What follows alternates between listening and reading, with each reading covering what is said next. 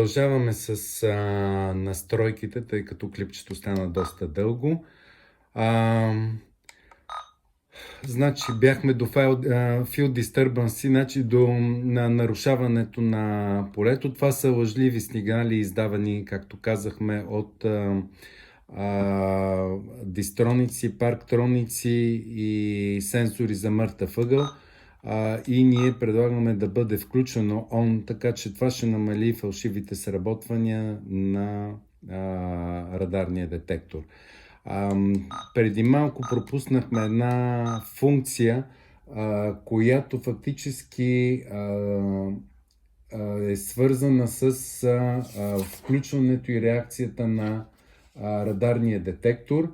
Значи това е силата на сигнала, дали да реагира бързо или да бъде стандартно. Значи ние сме вкарали бързото реагиране на сигналите, които ги получава. Естествено, бързото някой път намалява времето, което радара може да преработи сигнала и да види дали той е фалшив или не е фалшив. И затова ще реагира малко повече, но за сметка на това за лазерните детектори е по-ефикасно. Така, значи така, следващия GPS е включена функция. Часовия пояс отново от Quiet и от Dark го регулирате, значи ние в България мисля, че сме плюс 2 часа. Така, следващата функция е Distance, значи по принцип я вкарвате. Часовника е включено. Следващата, това е аутодимиране, е включено. Това е при вечер да се намали евентуално силата на осветеността на екрана, значи може да бъде намалена или да бъде изключена. Аз лично не го ползвам изключена. Компаса може да бъде включен или изключен, като той ще ви дава стрелка, значи аз го оставям включен.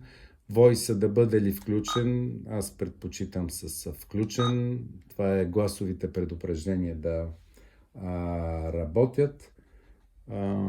Следваща функция. Тази функция е свързана с скоростта, с която се движи.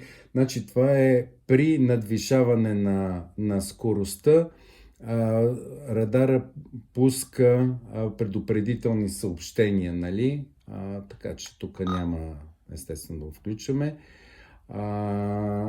Следващата функция, това е промяна на силата на звука при скоростта, не се препоръчва. Това е Auto Quiet при определена скорост. Значи, ако се движите, да кажем, с 30 км в час и има поставен радар, но скоростта е лимитирана на 50 км, вие сте под скоростта на ограничението. Така че фактически той няма да ви сработи радара. Така че ние го оставяме на 0. Момент ще се върна в настройките. Двойното изсвирване показва, че радара е приел настройките, които са му задали до момента. Значи връщаме се отново в меню. И общо взето сме на функцията, която настройвахме. Значи казахме общо взето, за да няма... Тъй като имаше такива случаи, казват място на едно място, виждам ги отсреща, че те стрелят, а пък радара не ми показва, затова ние казваме, оставете Auto Quiet при Speed на 0.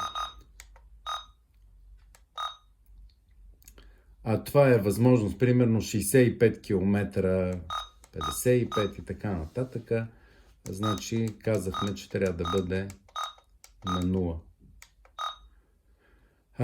Това е Speed Mute. Това е да се при ниска скорост да предупреждава, значи оставяме го на 0.